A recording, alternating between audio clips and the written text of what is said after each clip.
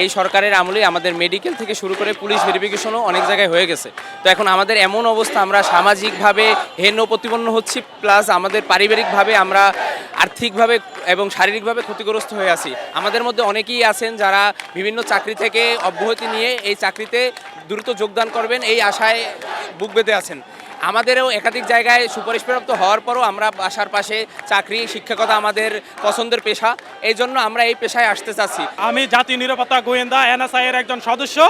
আমি সহ আমার আরও 5 জন কলিগ এই সরকারি প্রাথমিক বিদ্যালয়ের নিয়োগের জন্য আমরা গত ফেব্রুয়ারির 25 তারিখ মাননীয় শিক্ষামন্ত্রী জনাব এহসানুল হক মিলন ওনার এই আশ্বাসের কারণে আমি সহ আমার কলিগ এবং আমাদের হাজারো ভাই তাদের সরকারি বেসরকারি চাকরি ছেড়ে তারা সবাই গ্রামে গিয়ে উঠে পড়ে।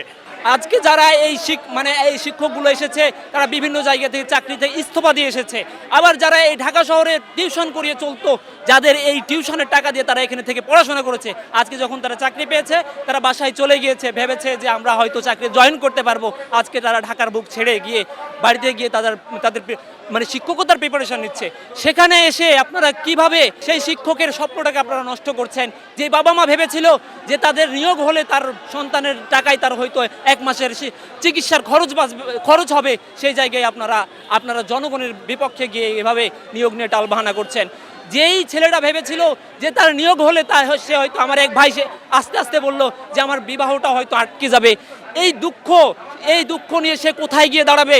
আপনাদের এই বিবেকটুকু অন্তত কাজে লাগানো উচিত। আমি একটা স্বনামধন্য প্রাইভেট ব্যাংকে ছিলাম। আমি ভাবলাম যে গ্রামে যাব, গ্রামে থেকে শিক্ষাক্ষেত্রে কাজ করব। আর আমার স্বপ্ন ছিল যে গ্রামেই থাকব, প্রকৃতির সাথে মিশে থাকব।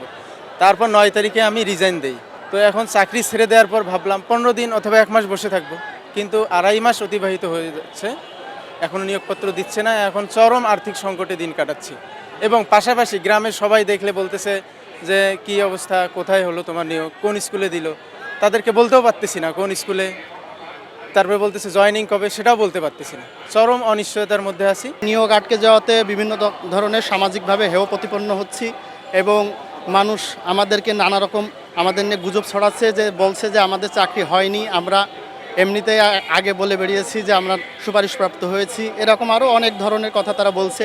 দ্রুত নিয়োগটা হবে এবং আমরা দ্রুত স্কুলে জয়েন করব এবং আমাদের ফ্যামিলির যে সারা জীবন যেটা সাফার করছে এটা থেকে আমাদের ফ্যামিলিটা রিমুভ হবে, যে আমরা একটা অর্থনৈতিকভাবে আমাদের ডেভেলপ হবে। কারণ আমরা এত বছর লেখাপড়া করছি, আমরা সবাই মাস্টার্স করবো, এখানে দেখা যাচ্ছে যে আমাদের মা বাবার যে একটা আমাদের প্রতি যে প্রত্যাশা, সেই প্রত্যাশা আমরা পূরণ করতে পারছি এবং আমরা আমাদের নিজের মেধাগুণে এবং কোনো ধরনের সহায়তা ছাড়া আমরা নিজ মেধাগুণে আমরা চাকরি নিয়েছি। এতে আমাদের ফ্যামিলি অত্যন্ত খুশি হয়েছিল। কিন্তু এই যোগদান এবং নিয়োগপত্র না দেওয়ার কারণে আমরা সামাজিকভাবে এখন বর্তমানে হেয় প্রতিপন্ন। এখন আমরা রাস্তাঘাটে বা বিভিন্ন জায়গায় চলাচল করলে মানুষ আমাদের জিজ্ঞেস করে তোমাদের নিয়োগপত্র কবে, তোমাদের যোগদান কবে, যেটা আমরা নিজেদের সামাজিকভাবে হেয় প্রতিপন্ন মনে করি।